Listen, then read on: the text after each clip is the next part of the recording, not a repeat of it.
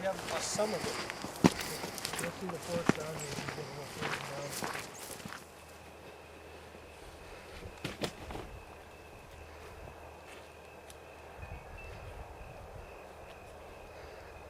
It's really neat. The Roaring Fork Conservancy leads guided tours for the fireflies, and in fact last weekend they had an elk bugling tour. You could come along and they'd bring you out here. They bugle for elk about this time, and in the morning as well.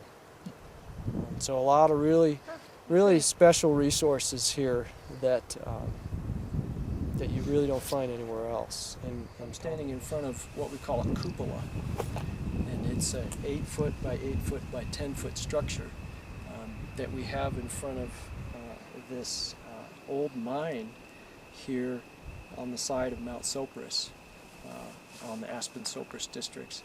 And the cupola is actually a bat gate. It allows Townsend's big-eared bats that have colonized this old mine to exit the mine, and it protects, at the same time, it protects the mine by keeping people and dogs and other things from going in and disturbing the bats while they're roosting during the day. Right. So that's the cupola. This is a unique thing. Kirk Navo with the Division of Wildlife, he's used these several times on shafts, vertical features, so that bats can come up, put their periscope, figure out where am I, and then move on. But he's never used it on an adit. I think this is the first one that he's done, and it's proven to be very successful. What you'll see at night is they come out into this cupola, this room, and they kind of fly around and get their bearings. And then when they're ready, they'll individually exit out through the bars. And you'll see a congregation of 15 to 30 bats kind of swarming in here, kind of in a cyclone, before one of them decides it's good for me. And he comes out. Any side of the coast wants to kind of be off to the side? Doesn't matter. Doesn't matter? Okay. You may, I mean, we're getting close to the evening time, so it could be already kind of active and getting ready. Sure.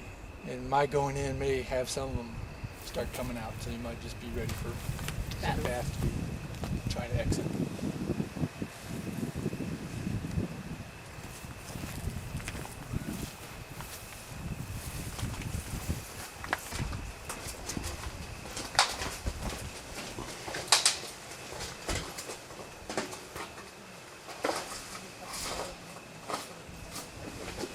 What is known about this population is that it is the largest Townsend's big-eared bat population on public land in western Colorado.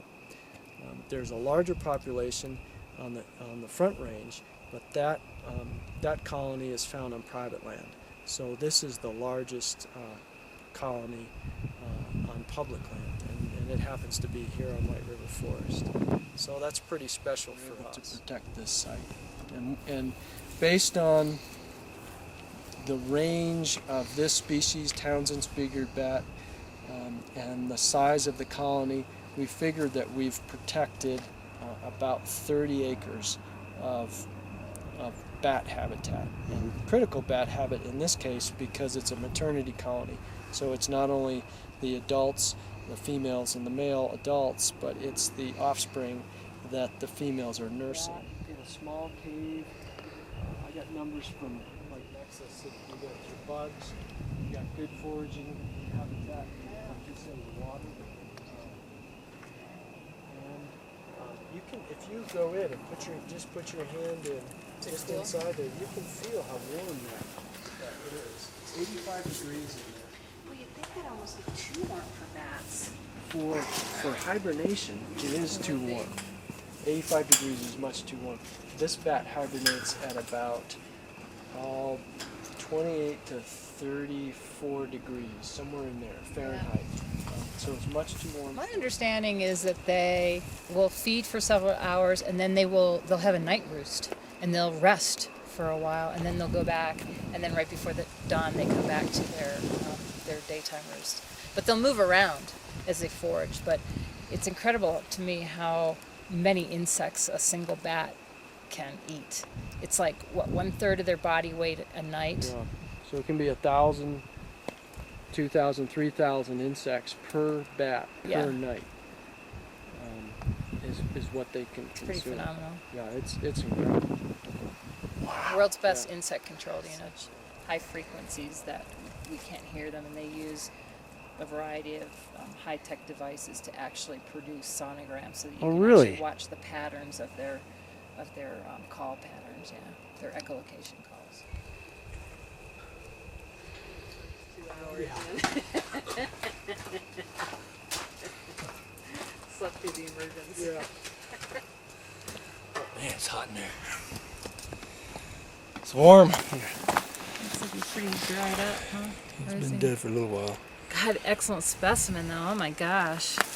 Yeah, You want to see what they look like? you can That's see excellent. you can see the size of the ears. 20, 30, 40 bats were in there. That's a good number. Milling around. This time of year. So what do you have? You have ears, and then the rostrum, the nose, and help me with the Tragus is the morphology. pointy part of here. The tragus, Yep. and then what about the wings? Yep. Put this down. See this is the wing, the arm, and forearm, and the fingers. 1, 2, 3, 4, and a thumb. So at the peak, how many bats will use this cave? I think the high number on a count that I've done with the video taping is about a little over 700, which for this species in our state Lot. is a very significant roost site. Actually, when they're ready to fly, they'll come out, they'll circle around the cupola, and then they'll go off in one of 6 different directions to exit out of here. We had a couple of really good rangers. Oh, look, there's no ones out there.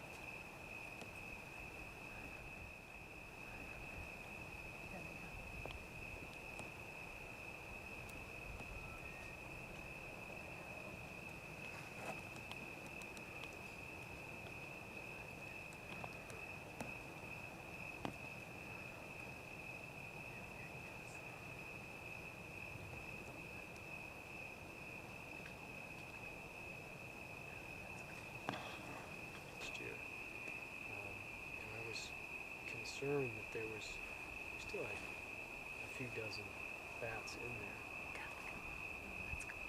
Yeah. And I did a little bit of monitoring,